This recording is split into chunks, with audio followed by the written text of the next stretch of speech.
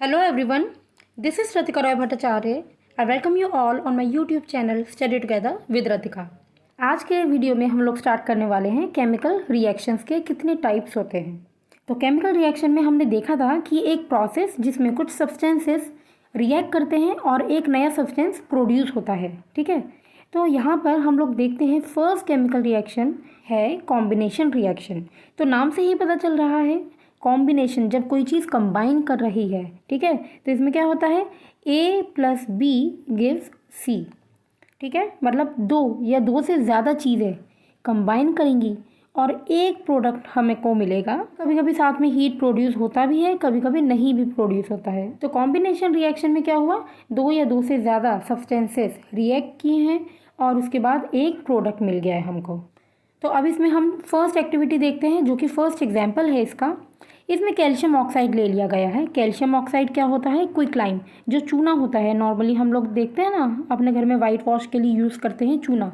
चूने का अगर पाउडर है तो हम उसको कहेंगे कैल्शियम ऑक्साइड। अगर वो सॉल्यूशन है, जब हम उसको पाउडर को पानी में घोल देते हैं तो वो सॉल्यूशन बन जाता है और उसको हम कहते हैं स्लेक्ड लाइम, ठीक है। तो जब ये चूना this CaO reacts with water तो हमें मिल जाता है स्लेक्ड लाइम, जो कि हमने अभी बात की है एक्वस सॉल्यूशन होता है, ठीक है। और इसमें थोड़ा अमाउंट में हीट भी निकलता है। तो इस बीकर में जब हम कैल्शियम ऑक्साइड CaO काओ, ठीक है, इसका फॉर्मूला भी होता है, ऐसे करके हम याद रख सकते हैं काओ तरीके से। तो कैल्शियम ऑक्साइड में जब हम वाटर ऐड करते हैं तो इसमें रिएक्शन प्रोड्यूस होता है, जिसकी वजह से कैल्शियम हाइड्रोक्साइड प्रोड्यूस होता है और ये कैल्शियम हाइड्रोक्साइड का नाम होता है स्लेक्ड लाइम। क्योंकि हीट भी प्रोड्यूस हो रहा है तभी ये जो बीकर होता है, थोड़ा थोड़ा आप बाहर से इसको टच करेंगे तो आपको गर्म फील होगा। हीट जब भी प्रोड्यूस होता है इस टाइप के रिएक्शन को हम कहते हैं exothermic reaction. Exo means outside, thermic means heat. तो जब हीट बाहर निकलती है उस रिएक्शन को हम कहते हैं एक्सोथर्मिक रिएक्शन, ठीक है। तो इस रिएक्शन का अगर आपको डेफिनेशन लिखना है तो आप यहाँ से लिख सकते हैं such a reaction in which a single product is formed from two or more reactants is known as a combination reaction. इसमें 2 से 3 एग्जाम्पल आप लिख के दे सकते हैं, ठीक है। तो चलिए डू यू नो देखते हैं एक बार। ये डू यू नो वाले जितने भी पार्ट्स होते हैं ये प्लीज़ आप लोग पढ़ लीजिएगा। मैं यहाँ पे समझा भी रही हूँ लेकिन आप लोग रिवाइज भी कीजिएगा, ठीक है। यहाँ पे जैसे स्लेक्ड लाइम का फॉर्मूला है, हमको पता है CaOH होल ट्वाइस, मतलब जो हमारा चूना वाला पानी हो गया, ये वाइट वॉश के लिए यूज़ होता है, ये तो हमने पहले डिस्कस कर ही लिया है। ये जो कैल्शियम हाइड्रोक्साइड होता है ये धीरे धीरे रिएक्ट करता है कार्बन डाइऑक्साइड के साथ, ठीक है। जैसे कि मान लीजिए दीवार पे आपने वाइट वॉश करवा दिया है। जब वाइट वॉश हो गया है तो CO2 जो हमारी एयर में प्रेजेंट है वो उसके साथ रिएक्ट करेगा और कैल्शियम कार्बोनेट बना लेगा, दैट इज CaCO3। CaCO3 क्योंकि बहुत ज़्यादा शाइनी अपीयरेंस देता है, इसलिए वाइट वॉश करने के कुछ दिनों बाद आपको दिखाई देगा कि जो दीवारें हैं उसमें थोड़ा थोड़ा शाइनी अपीयरेंस आ जाता है और थोड़े थोड़े पानी की बूंदें भी दिखाई देती हैं, क्योंकि ये रिएक्शन वहाँ पर हो रहा होता है। तो अब कभी ऐसा हो आपके घर में वाइट वॉश करवाए आप और कोई बड़े हैं जिनको समझ में नहीं आ रहा है कि ये क्या हुआ है, तो आप उनको ये रीज़न समझा सकते हैं। तो कुछ और एग्जाम्पल्स हैं कॉम्बिनेशन रिएक्शन के, वो हम देखते हैं। First is burning of coal. जो नॉर्मली कोल होता है वो कार्बन का बनता है और ये जब ऑक्सीजन के साथ रिएक्ट करता है तो क्या बन जाता है, कार्बन डाइऑक्साइड। और अगर ऑक्सीजन की थोड़ी भी कमी है, मतलब लैक ऑफ ऑक्सीजन में, तो ये बन जाता है कार्बन मोनोऑक्साइड, ठीक है। इसके बाद नेक्स्ट है फॉर्मेशन ऑफ वाटर। तो हाइड्रोजन जो कि गैस है ये ऑक्सीजन के साथ रिएक्ट करता है और वाटर इसमें लिक्विड बन जाता है, ठीक है। अब कुछ रिएक्शंस देखते हैं एक्सोथर्मिक रिएक्शंस के, मतलब जहाँ पर हीट प्रोड्यूस हो रही है। हम देखते हैं जो मीथेन होता है ये जब ऑक्सीजन के साथ रिएक्ट करता है तो इसमें बनता है CO2 मतलब कार्बन डाइऑक्साइड और वाटर, और इसमें कुछ अमाउंट में हीट भी प्रोड्यूस होता है, ठीक है। सेकंड में आता है रेस्पिरेशन। तो रेस्पिरेशन आपको पता है it is the break down of food to produce energy. बहुत लोग ब्रीदिंग और रेस्पिरेशन को एक ही समझ लेते हैं, लेकिन ऐसा बिल्कुल भी नहीं है। रेस्पिरेशन एक बहुत बड़ा प्रोसेस है और ब्रीदिंग उसमें सिर्फ एक छोटा सा स्टेप है। इनहेल और एक्सहेल जो करते हैं हम अपनी बॉडी में ऑक्सीजन लेते हैं और ऑक्सीजन रिमूव करते हैं, ये जस्ट एक छोटा सा स्टेप होता है रेस्पिरेशन का। अब रेस्पिरेशन में होता क्या है, हम लोगों ने खाना खाया है, ठीक है, जो फूड हमने लिया है उसमें कार्बोहाइड्रेट है, ये कार्बोहाइड्रेट उस ऑक्सीजन के साथ रिएक्ट करता है जो ऑक्सीजन हमने एक्चुअली इनहेल किया है। ये कार्बोहाइड्रेट ऑक्सीजन के साथ जब रिएक्ट करेगा तो क्या होगा, ये ब्रेक डाउन होगा कार्बन डाइऑक्साइड में, जो कि इक्वेशन यहाँ पे लिखी हुई है। कार्बन डाइऑक्साइड में ब्रेक डाउन होगा और इसमें वाटर निकलेगा, साथ में इसमें निकलेगा एनर्जी, ठीक है। और यही एनर्जी हम लोग यूज़ करते हैं, हमारे सेल्स यूज़ करते हैं फॉर देयर ग्रोथ। तो आप याद रखिएगा कि कार्बोहाइड्रेट जो फूड हमने इनटेक किया है उसका जो कंपोनेंट है कार्बोहाइड्रेट, ये ब्रेक डाउन होगा और उसमें से CO2 and water and energy produce होगा। इसके बाद एक और एग्जांपल है डिकम्पोजिशन ऑफ वेजिटेबल मैटर। जो भी फ्रूट के पील्स हो गए या वेजिटेबल के पील्स हो गए, जब हम इसको कंपोस्ट बनाते हैं उसमें भी थोड़ा अमाउंट में हीट निकलता है, जिसकी वजह से इसको भी हम एक्सोथर्मिक रिएक्शन कहते हैं। ओके, अब नेक्स्ट है डिकम्पोजिशन रिएक्शन। डिकम्पोज होना मतलब किसी चीज़ का ब्रेक डाउन होना, कोई चीज़ अलग अलग होकर सेपरेट हो जाना। तो जैसा कि हमने कॉम्बिनेशन रिएक्शन में पढ़ा था, A और B कंबाइन होके C बन जाता है। तो इसमें क्या होगा, एक C सब्सटेंस है जो कि ब्रेक डाउन होगा और बन जाएगा A + B। मतलब कॉम्बिनेशन रिएक्शन का जस्ट ऑपोजिट है ये डिकम्पोजिशन रिएक्शन। ओके, तो इसमें ये एक एक्टिविटी गिवन है 1.5, take about 2 gram of ferrous sulphate. Ferrous sulphate का फॉर्मूला यहाँ पे गिवन है FeSO4। याद रखिएगा फेरस और फेरिक में डिफरेंस होता है। फेरस की वैलेंसी होती है +2 एंड फेरिक की वैलेंसी होती है +3, ठीक है। अब जो ये फेरस सल्फेट का क्रिस्टल है इसको हमने ड्राई बॉइलिंग ट्यूब में रखा है। अब क्रिस्टल है मतलब कुछ अमाउंट में इसमें वाटर भी है, ठीक है। तो अब देखिए फेरस सल्फेट का जो क्रिस्टल होता है इसका एक्चुअल कलर होता है ग्रीन। ओके, अब जब हम इसको हीट करना स्टार्ट करेंगे तो इसमें से निकल के आता है ferric oxide, sulphur dioxide and sulphur trioxide. ध्यान रखिए यहाँ पे हमने हीट इसको दिया है, इसका मतलब ये किस टाइप का रिएक्शन है, ये है एक एंडोथर्मिक रिएक्शन। जिसमें हीट रिमूव होता है, निकलता है, उसको हम कहते हैं एक्सोथर्मिक, और जिसमें हम हीट देते हैं उसको कहते हैं हम एंडोथर्मिक रिएक्शन। तो इस टाइप का reaction is known as decomposition reaction, जब ये FeSO4 ब्रेक हो गया 2 या 2 से ज़्यादा सब्सटेंसेस में।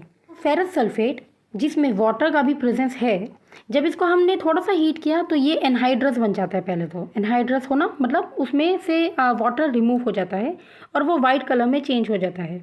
जब उसको हम कॉन्टिन्यूसली हीट करते रहते हैं तो उसमें से निकल के आता है फेरिक ऑक्साइड, और अब इस फेरिक ऑक्साइड का कलर होगा रेडिश ब्राउन, ठीक है। क्योंकि इसमें सल्फ़र के कंपाउंड्स भी निकल के आ रहे हैं, sulphur dioxide and sulphur trioxide, और सल्फ़र का बहुत ही पंजेंट एग टाइप का स्मेल होता है, बहुत ही सड़ा हुआ अंडा होता है, रॉटन एग, उसके टाइप की स्मेल होती है। इसलिए जब इसको हम हीट करते हैं फेरस सल्फेट को तो कलर भी चेंज होता है और बहुत गंदी सी स्मेल भी आती है, और क्योंकि इसमें हमने हीट दिया है इसी वजह से इसको हम एंडोथर्मिक रिएक्शन कहते हैं, ठीक है। चलिए एक और एग्जांपल देखते हैं। यहाँ पे लाइमस्टोन है CaCO3, जो कि मैंने अभी आपको बताया था कि मार्बल जो होता है, मार्बल का फॉर्मूला होता है CaCO3। इसको जब हमने हीट दिया है तो ये क्या होगा, quick lime that is CaO काओ प्लस CO2 में ब्रेक डाउन हो जाएगा, और इसी को हम कहेंगे डिकम्पोजिशन रिएक्शन। क्योंकि हमने हीट दिया है इसलिए इसको हम थर्मल डिकम्पोजिशन रिएक्शन भी कह सकते हैं। ओके, चलिए एक और एक्टिविटी है, एक्टिविटी 1.6। इस एक्टिविटी में लेड नाइट्रेट ले लेंगे 2 ग्राम्स और इसको धीरे धीरे करके हीट करना स्टार्ट करेंगे। जब इसको हीट करेंगे तो हम देखेंगे कुछ फ्लेम्स निकल के आ रही हैं। Lead nitrate PbNO3 whole twice, ये लेड नाइट्रेट का फॉर्मूला है। ये जब डिकम्पोज हुआ तो लेड ऑक्साइड बना है प्लस नाइट्रोजन डाइऑक्साइड बना है। जब नाइट्रोजन डाइऑक्साइड निकलता है तो उसमें से ब्राउन कलर की फ्यूम्स निकल के आती है, ठीक है। नाइट्रोजन का रिंग टेस्ट भी होता है, एक रिंग टेस्ट मतलब जैसे ये टेस्ट ट्यूब होता है तो जहाँ पर ब्राउन कलर का सॉल्यूशन हमें दिखाई देता है वो कलर ब्राउन इसीलिए होता है क्योंकि वहाँ पे नाइट्रोजन का इवोल्यूशन होता है, ठीक है। यहाँ पे क्योंकि फ्यूम्स हैं इसलिए हम फ्यूम्स के कलर को आइडेंटिफाई करेंगे। चलिए अब देखते हैं नेक्स्ट एक्टिविटी 1.7। ये बहुत ही इंटरेस्टिंग एक्टिविटी है और साथ में इम्पॉर्टेंट भी है, इसमें से एग्जाम में क्वेश्चंस आते ही आते हैं। इसमें क्या करना है, सबसे पहले एक मग लेना है, ठीक है। उसमें नीचे से 2 होल्स कर देंगे। होल्स में से ये सॉल्यूशन बाहर ना निकल जाए इसलिए क्या रखेंगे, उसमें रबर स्टॉपर लगा देंगे। 2 टेस्ट ट्यूब्स ले लिए हैं जिसको इन्वर्टेड पोजीशन में रखे हैं, ठीक है। यहाँ पे ये है ले लिया वाटर। वाटर में क्योंकि कंडक्टिविटी हाई नहीं होती है, मतलब प्योर वाटर की कंडक्टिविटी 0 होती है, इसलिए उसमें कुछ ड्रॉप्स के हम सल्फ्यूरिक एसिड ऐड कर देंगे। देखिए यहाँ पे लिखा हुआ है, ये रहा। तो डाइल्यूट सल्फ्यूरिक एसिड जब हम ऐड कर देंगे वाटर में तो उसकी कंडक्टिविटी बढ़ जाएगी। अब यहाँ पे इलेक्ट्रॉड्स भी ले लिए हैं, ग्रेफाइट के या कार्बन के इलेक्ट्रॉड्स ले लेंगे। कार्बन का ही इलेक्ट्रॉड या ग्रेफाइट का इसलिए लेंगे सो दैट वो रिएक्टिविटी में यहाँ पे रिएक्शन में शामिल ना हो पाए, क्योंकि आपको पता है कार्बन पुअर कंडक्टर होता है।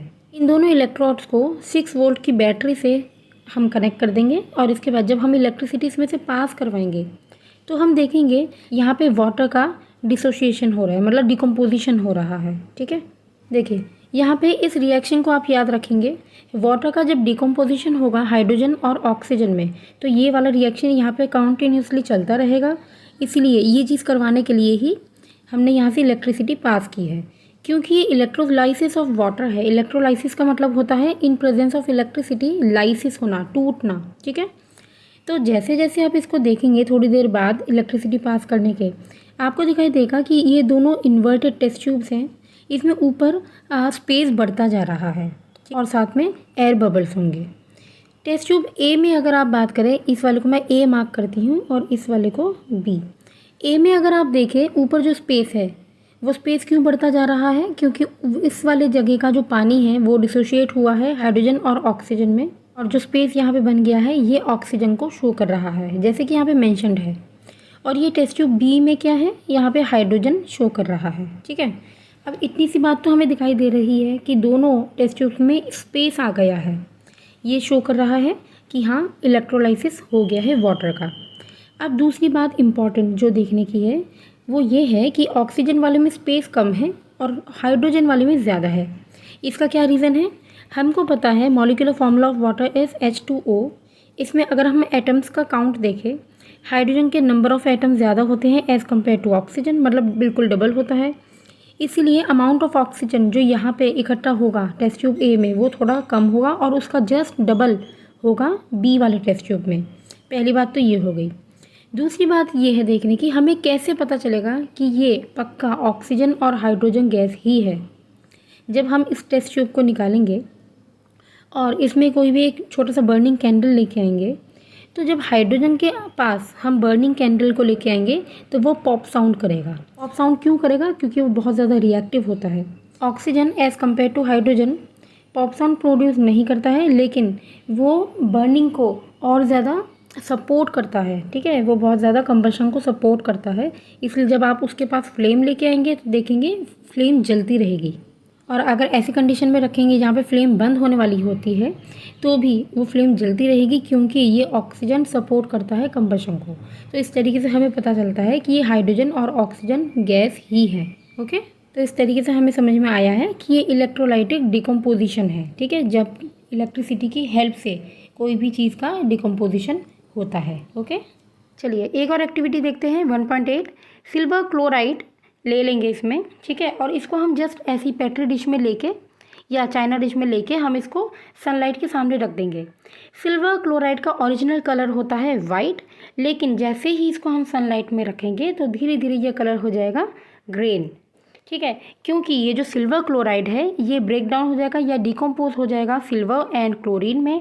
अब आपको पता है सिल्वर के हमारे जो ऑर्नामेंट्स होते हैं कैसे उसके ऊपर ब्लैकिश हो जाता है ना, इसीलिए ये जो सिल्वर क्लोराइड था अब ये ग्रेश कलर का हो गया है, क्योंकि इसमें हो गया है डिकम्पोजिशन रिएक्शन। तो जैसा हमने सिल्वर क्लोराइड का रिएक्शन देखा है वैसा ही सिल्वर ब्रोमाइड का भी रिएक्शन होता है, और ये दोनों ही ब्लैक एंड वाइट फोटोग्राफी में यूज़फुल होते हैं। तो ये रिएक्शन बहुत ही इंपॉर्टेंट है, ठीक है, एग्जाम पॉइंट ऑफ व्यू से भी मैं बता रही हूँ। ये क्वेश्चन इसमें 1 मार्क का क्वेश्चन आ ही जाता है। तो चलिए मिलते हैं नेक्स्ट वीडियो में, तब तक bye bye, take care and thanks for watching.